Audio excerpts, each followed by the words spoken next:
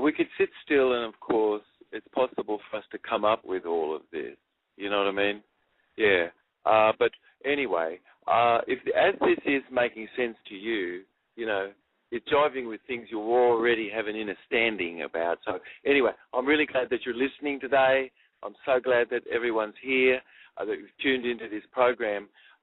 We really have a great program that we're continuing on with, which really is to do with how sound is applied to create shape and life and consciousness as we know it. Yeah. Is the microphone okay for me where you are, mate? You're coming in loud and clear. Oh, really good, yeah. Well, there's a Bardo moment, you know, and that Bardo moment is where we're no longer sort of have our body, but you have got a consciousness. And when even a star loses its life, for instance, it radiates a final burst of energy, which in just thousandths of a second, there can be as much energy as that sun's burned the whole of its life, emitted in a small amount of time. And this is what's known as a Bardo, and this a radiation burst. And in consciousness, as this is occurring, of course, we're connected more to all in the universe, in our consciousness. And the shaman and people in times gone by did what they could to become ever more aware of all. And the network of highways, like an internet connectedness, came about as a result of mycelial types of connections, and through the mushroom and then various funguses and things which have properties in plants, of course, which assist to help connect ever more the brainstem with the neocortex. And in moments of time that people can have been such, they can ever become ever more aware of this which we're talking about. Yes. But in this sort of Bardo state, it's sort of like a supernova event on this subatomic level. And because you really are this universe and you're made up out of colloid of life, and these colloids are biophotonic, that's within you, and we're connected to each other, ever though there seems to be space between us. And through this biophotosonic living spirit, which is an assemblage into life called, of course, which have, in our average intestinal tract, of course, we have more double spore and other assembled sort of symbiotic life colloid than we have in the whole of our earth garden that we're wrapped around. And then, of course, we have the total of all the cells that's combined of our body, and we could combine all the life colloid that exist in the intestinal tract. There's more in the intestinal tract than there are in the body cells, and then certainly stars that there is in this galaxy. But Atlanteans really had such a very, very deep sophistication, and I think it's possible for us during this program to ever become more aware of how amazing their intuitive and other conscious selves were, and how their conscious and other conscious self were more connected more. But this, they really did do what they could to ever put this information toward agriculture and a whole range of areas. And I think we were talking a bit about a granary where they absolutely did apply technology to enhance ionization and a greater electrical flow, and thereby having electrons stick to things and cause more antioxidants and ever more things to grow. Of course, the towers that in Ireland, example of this in the agricultural fields there, how they used and knew very much a lot about diamagnetic and paramagnetic forces. but they increased ionization, and so in our intestinal tract that you've got life colloid and you've got proper in Earth garden, we have an equivalence of a powerful antioxidant environment that assists to help produce seeds which are flooded with high energy electron, but that we've been talking a bit about this previously. But certainly clean energy, really is present here in Atlantean times, and this clean energy is really how the Atlanteans left things behind a long, long time ago, before sort of course, they were eventually, of course, destroyed by cosmic impact. I-aware, you really are as this living spirit, sort of is perceiving.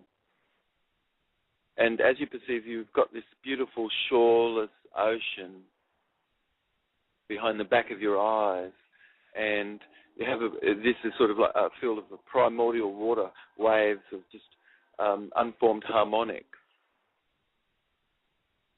And I am excite such scene waves, that such waves sort of pass through these twin gates of the clavicle and form Fibonacci fractals and spirals of energy that are directed upwards and are stepped up by our vertebrae to the cranium.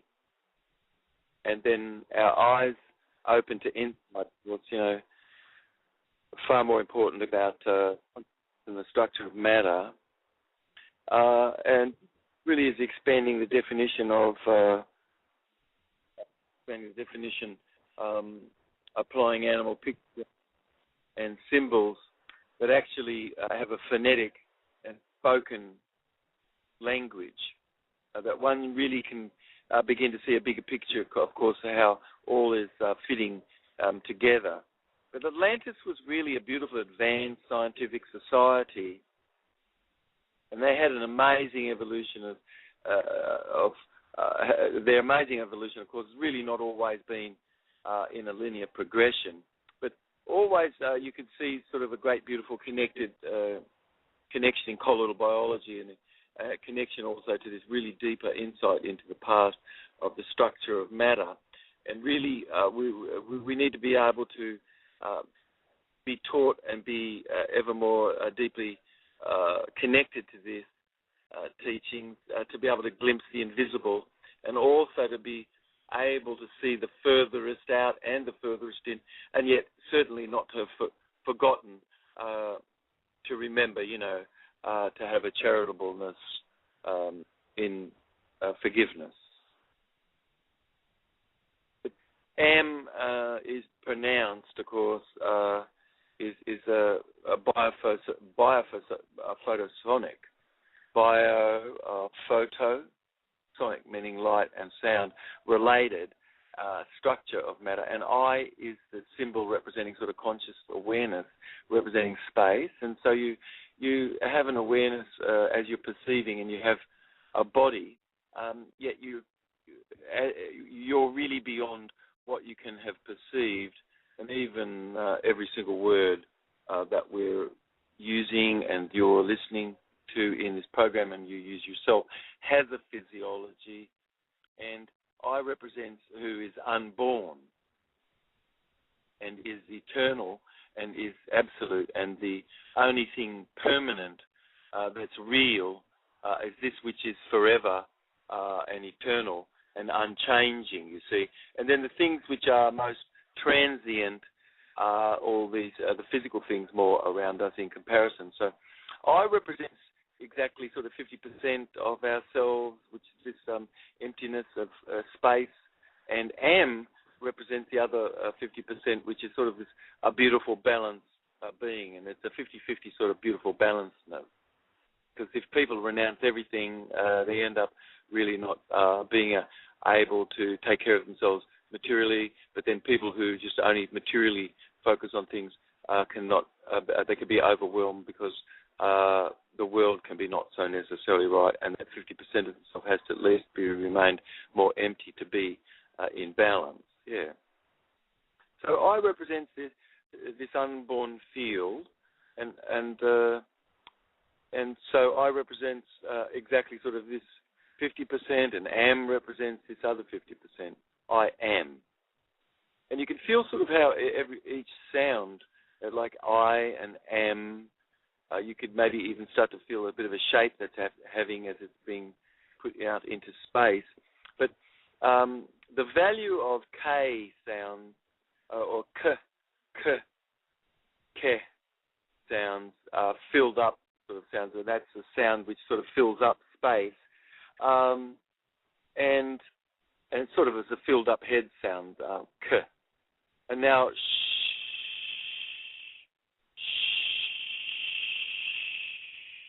is a very protective skin sound, and sounds can be flicked out like P, D, F, and T. They're flicked out sorts of sounds, and they're more explosive. And then you have implosive types of sounds in some languages, like the Icelandic certainly have some ways of pronouncing things where there's more a deeper sort of inhalation in the sound. Yes.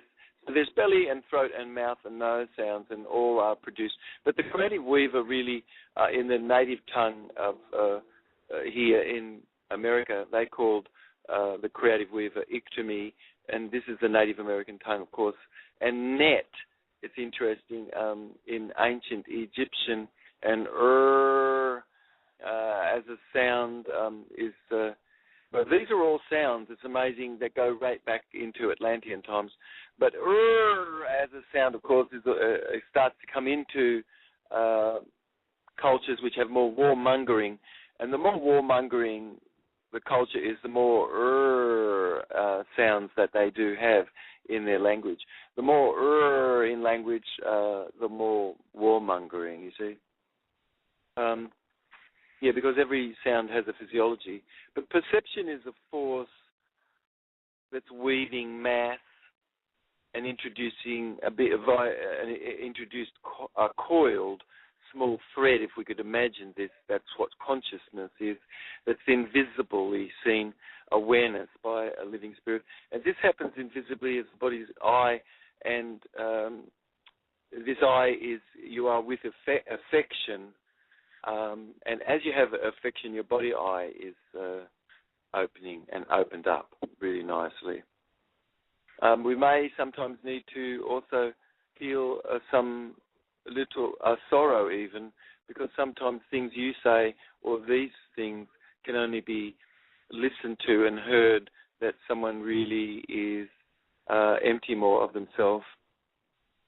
But the sensory perception that's applying intention and judgment, and this is by a coiled thread that incurs photosonically, by an integrated intention you have.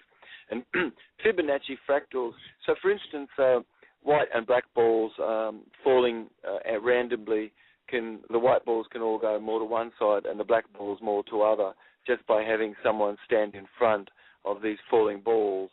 They can affect the outcome of the way their random computer has these balls fall. And there's lots of experiments that do show this. But Fibonacci fractals have circle shapes as the dream catchers ever become more compressed and drawn up with sounds like ke. And by consciousness, the frequency is faster. The cosmic photon is light is traveling through and into infinity. The smaller and more circular are these sort of Fibonacci fractal spaces in the dream catcher, and until you're at a level of infinity inside, and no acceleration is felt at this point. And as your eye, there's no need for anything, you see, to be present there. Seeing, seemingly, anything, even your felt connectedness, you could. It seems like you're not connected, but there is a very, very deep connection on this level. It all is really one connected whole on this level of this water, and like you're just accepting the sun and the moon are holding on up there, in the sky, and they don't seem to fall down.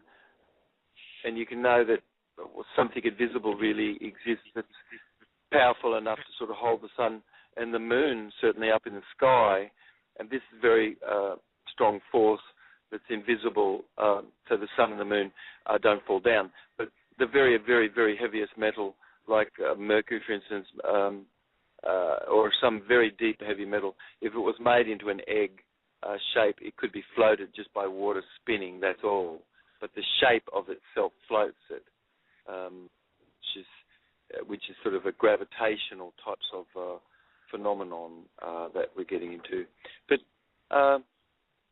cross-disciplinary seeing really is genius. And eye awareness is this beautiful scientific agreement, of course, of mass bending time. And the living spirit's life is vibrating much faster than a celestial orb's larger body, like a planet. And a larger body really in consciousness has time, or more sort of practically even stopping more for itself in relation to us.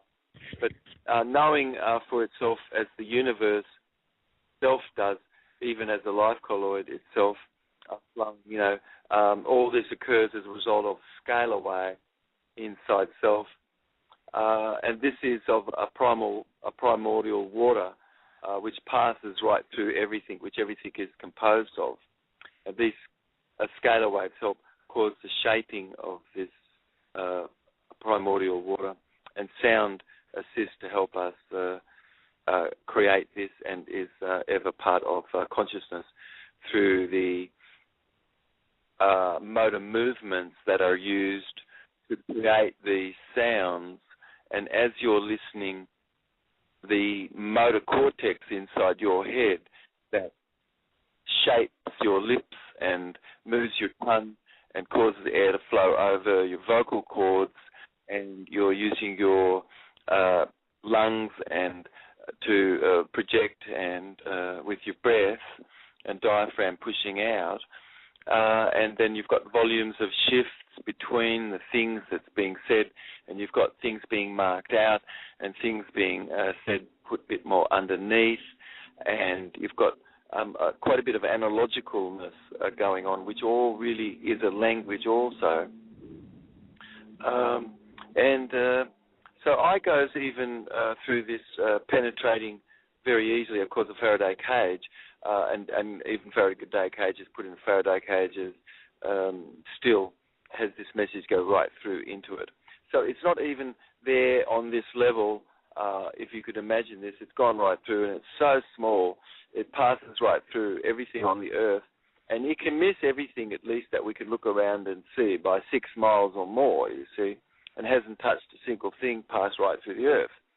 But all you could see, if you looked out, you would see perhaps in the light a bit of blue sky, maybe some light perhaps, but close by you might see cloud floating occasionally. But what you really are is made up of this sort of primal building block of very larger objects that we can see around us, and just uniquely expressed, that's all, in graded scale, enabling us to have a body, and even as a cell, and yet have awareness as I of all the universe flowing, inside self now, once and for all time, and for us sort of really to be more aware of this.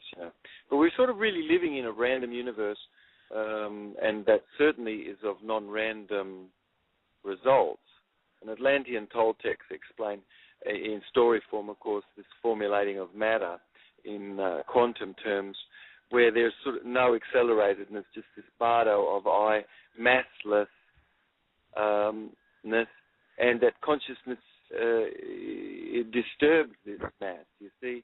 And in the tail of the skeleton, of course, is this dividing midpoint splitting into two, the heart's electrical scalar wave. This causes of itself a phase conjugation of two equal and opposite waves coming together, and then a residuum is left over, and that's added up to make energy. Consciousness really sort of moves massless particle, and that the act of perception really slows this superluminal light down, and it speeds it up again. And so it comes into consciousness, but also so an infinite massless particle can gain mass, as we're talking about here, by becoming conscious of that particle. And a tangible form sort of appearing to you, yet you can also disappear instantly, appearing at a distance, and space-time is projected into another location and coordinate on this subatomic level. But Cloud taught us sort of really about sound and healing, and a filled-up sound in Atlantic time is the sound ke. And if you could imagine a grid sound of creation where space is filled up, its sound is ke. Ke, ke is a filled-up sound. And cosmic light, by friction grid, that this filled-up sound creates mass and the source of space. But invisibly, at superluminal speed, a symmetrical sort of form, seemingly dead, when it's given sound and a sonicness as light comes down to sound, and you've got something spinning in the opposite direction from light, which sound spins in the opposite direction from light. All of a sudden, you've got whatever was present there that seemingly looks like a crystal, it starts to dance and come alive. And so you've got, at this superluminal symmetrical form, seemingly dead, becoming animated. And in this superluminal light dancing around does look like animals of biophotonic sonic sort of effect. And this on this invisible level, the sound nu. This sounds nu, or as a sound of primordial wave, sort of a primeval water, cosmic particle, eventually slow, vibrate, grow, and perception, and a body starts to form more in space, and that vibration coming to is like a perception. We're starting to have perception, and is this coming into? So is this sound of perception of and that this is visible on a faster than light level coming to us, and it comes to us in a fish shape, as you can see this, which is swum here. And I'd really love for our viewers that are tuning in to our program and listening now to see themselves observing a fish go straight up a waterfall through the water, and it went up as fast as the water was falling down, and it popped up at where it was going so high at the top of the waterfall, you see. This can be observed, and so as fast as the water came down to its nose, once it passed its gills, there was an enormous amount of its body that caused it to slip forward as pressure was closed over, you see, and that caused the fish to go as fast forward as its energy was causing it to go past itself.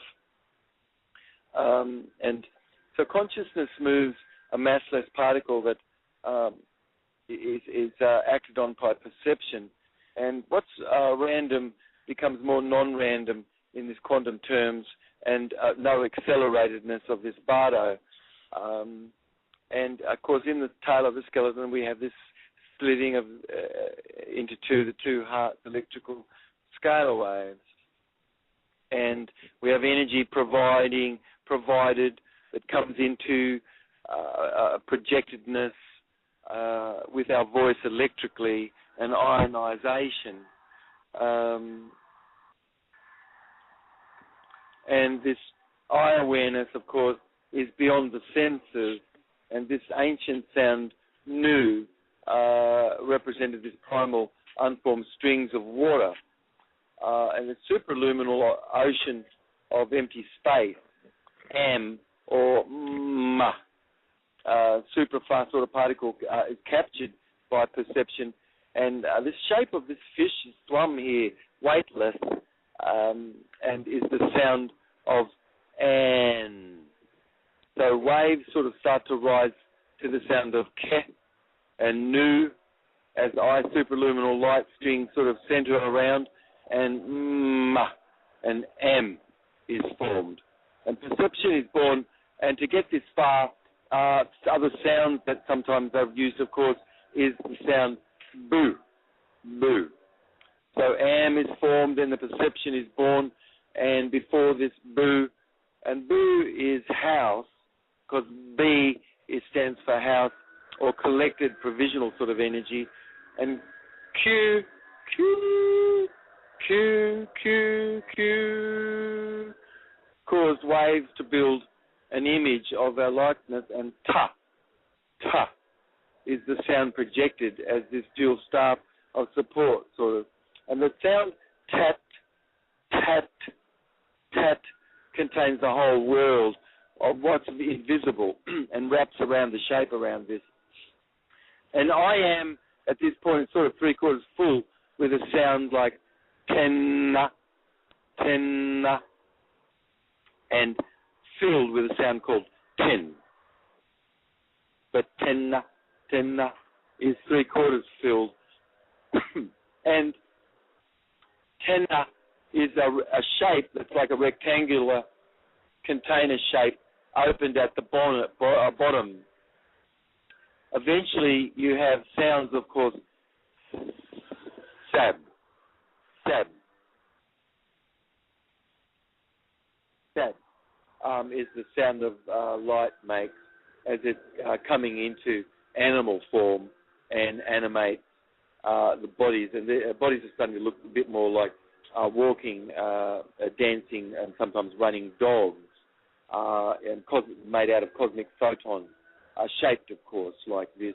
This sort of really is occurring as this eighth ray piercing the seventh ray of colour that we've been talking about, as a consciousness expands these seven colours that we have here, which represent the internal matrix of the seven stars we're evolving around.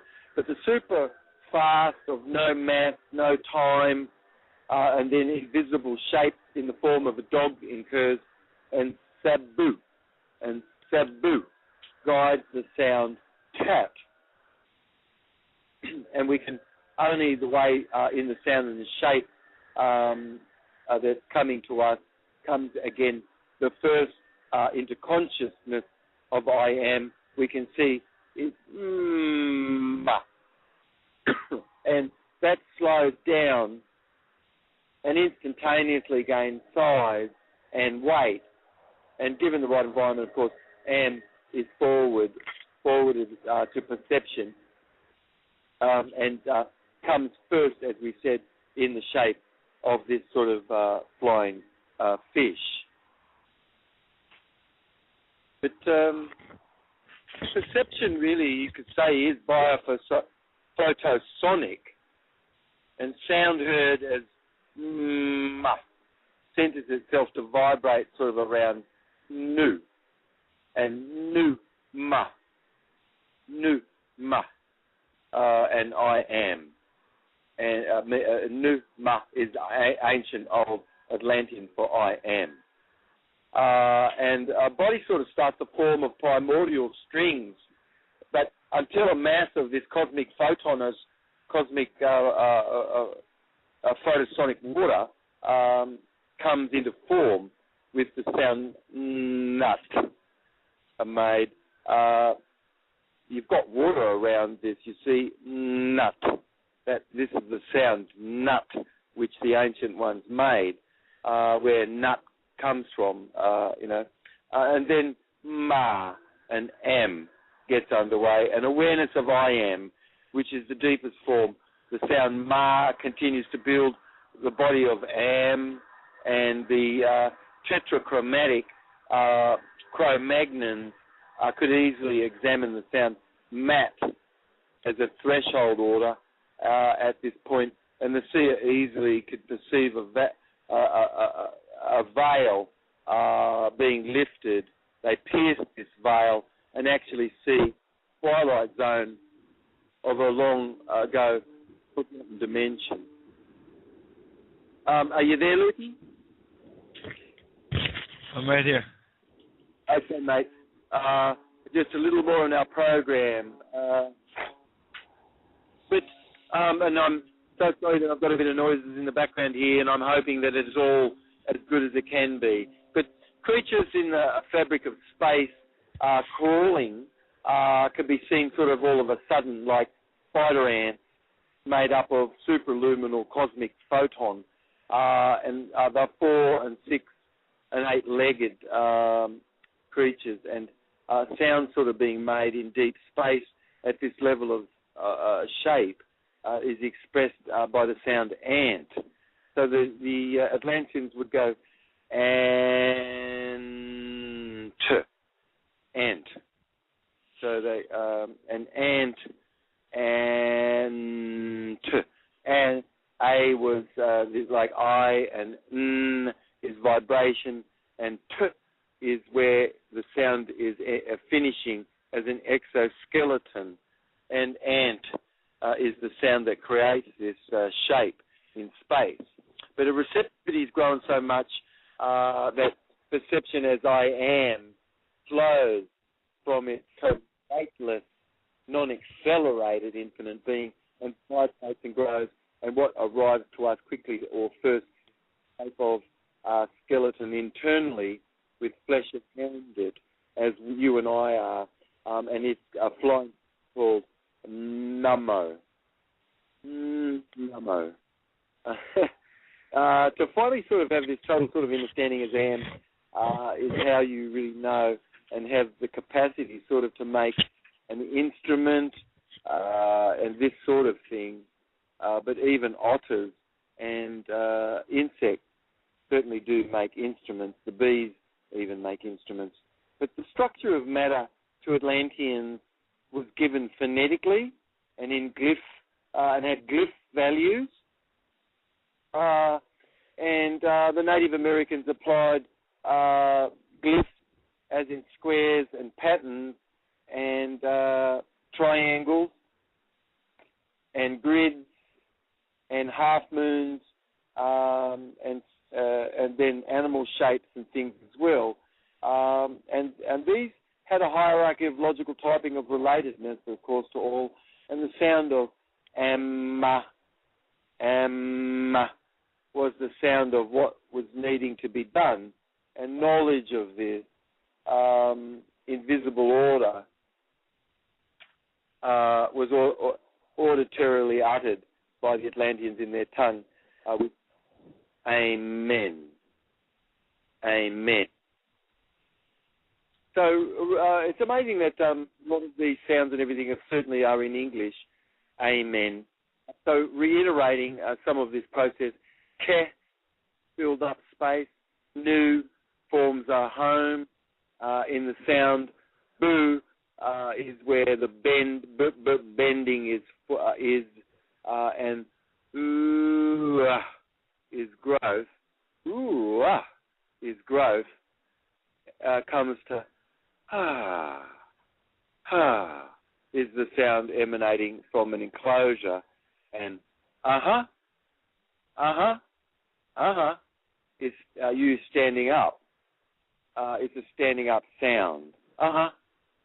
And the wave halved and encircled by the clavicle bone happens by the sound of kit, kit, and then the sound kit to tat, kit, tat, kit, tat is the sound made from your hip bone going up to your head. So the hip bone makes a kit sound and your head makes a tat. So it goes kit, tat. And this sound is made of your head, of course, in the chambered room. And as an energy was 3/4 full, the sound would be tenna, tenna, and a filled up sound then would be tin, tin. And the ancient ones totally could tune into and listen to a voice and hear all these sounds being expressed. But if you pronounce the n of 10, that splits the sound. So let's hear it. We'll say 10, and then I'll go and I'll put the n ever more at the end, like 10, 10, 10, that n at the very end of 10 splits the sound, and seb was the sound of light slowing down enough to eventuate into a dog's shape rather than a spider insect, which ant is more sort of an exoskeletal structure. And as it has its photosonic movement, vibration is imbued in its confluence. There's a multiple of vibration, which this is what life is, and a body grows as it slows. And all is passed down of the structure of matter that initiates and develops this very beautiful deep awareness of this fourth dimension long lost, that, right-handedness that's become so dominated on the earth, decimated whole brain functioning by the way that children are trained. But a very serious loss and corruption of, so all that's been left really in this convention is just a shade, really, of its former self, and if we could just finish up a little Atlantean tongue. Are you there, Lukey? Yeah, mate. Yep, beauty, mate. Atlantean tongue for subject, or the word what, was umpt, and so it's like what, and then when in their tongue, which also meant time in Atlantean tongue, and in English we say when, and they would say So it's uemt and uem. Uemt, uem. Uemt, uem. Uemt, uem. And one is what and the other is when. And these are the sounds when they're combined in Atlantean tongue. They taught the natives, as Cloud taught, that this is the sound of a revolution of a star. So it would go like what when, what when, what when, what when, or when.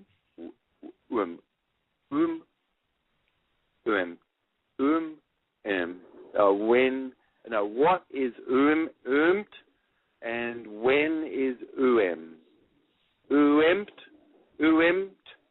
is what, and is when. So these are so close to English, it's unbelievable. If you go back in time, as the sounds were combined, what, when, the Atlantean tongue, this is the sound of the revolution of a star. But it's all is a Doppler of a sound speeding up and then passing and slowing down. All sort of sound has a shape. But the short cycle is 7 days, period, and the pattern is created when you have twice the cycle.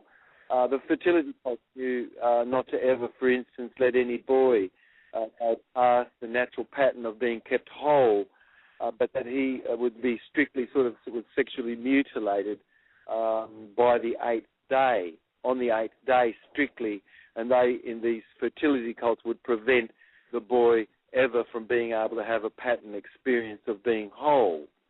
And use, which Jews actually come from, the word meant more than just Jews or Jews as we know people today, but meant everyone who was other than necessarily an Atlantean. But use could be enforced of ritualized learning, to create this sort of phantom by really producing this sort of disembodied being in this boy. But he could be fully man-aged to do menial task, and because this was really not an Atlantean practice at all, anyone who did this really was called them or you, which is derived to Jew during the Greek times. And Y, of course, is the symbol. U is the Y, and is the symbol of the sound of the Atlantean tongue that represented the fertility cults, and of course also the word yoni, and all practice sort of fertility cult religions. Typically in the past, were all called by the Atlanteans U's. You see, U or U, and YOU, or just the letter U. You see, or the letter Y. embodiedness somewhat without a body. Yeah. So anyway, I think as we go, we're learning more about the culture a bit, how things have come to be where they are. You'll be very surprised that sounds we hear and listen to today in English can go back, and that back then, 3,500 years ago, you could really pick up a lot about what people were saying, and certainly you'd become aware of a very, very deep sophistication in consciousness. Anyway, this is Dr. David Jubb. This is the Universe Inside Our Mind. Stay tuned for some more exciting shows and some information more coming up in this series. And love to you, Lukey, and look forward for us to catch up to each other in a future show here. Love to you, mate. Thank you. Ouya chichayo, ouya chichayo, ouya yo. May we all fly like eagles. Ouya chichayo.